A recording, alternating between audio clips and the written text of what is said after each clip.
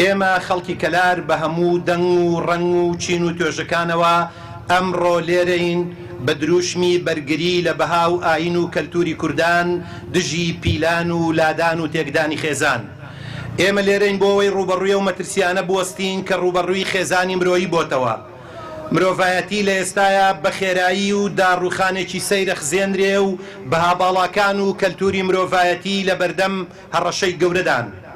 خێزان لەم نێوەندەدا کراوەتە ئامانجی یەکەم و لە شکۆ و جوانیەکانی ئەدرێ. لە کاتێکە ئەمە بۆ ئێمەی کورد لە هەموو نەتەوەکانی دنیا مەترسیدارترە، چون ئێمە هەموو قەوارەیەکمان خێزانە و خێزان بدۆڕێنین ئیدی وەک میلەت و نەتەوە مەحفەبینەوە و نامێنین. چەند ساڵ پێش ئێستا وەگەر لە شارێکی سەرگۆی زەویدا ئەگەر نەخۆش و لادەر و نێربازێک هەبوایە و لە تاریکی و کونجێکای گوزەران. بەڵام ئەمڕۆ ملیۆنەها دۆلار لە مساهمەی وڵاتانی دنیا لە ئاژانسەکانی وێندا بۆ ڕەواجدان بە هاوڕەگەزبازی و نێربازی لە دنیاە خەرجەکرێ.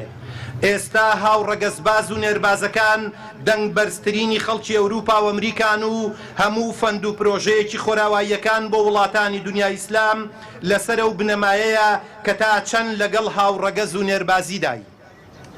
لەبەر ئەم تەحەدیاتانەدا ئەرکی ئێمەی دیندار و ئەهلی ئیسلام و کوردی موسڵمان و پابەند بە کەلتور و باڵاکانەوە ئەوەیە یەکدەنگ و بە یەکگرتوویی دژی هەموو فۆرمەکانی لادانی ئەخلاقی و پیلان لەسەر دین و ژین و بەها باڵاکانی میلەتەکەمان بین.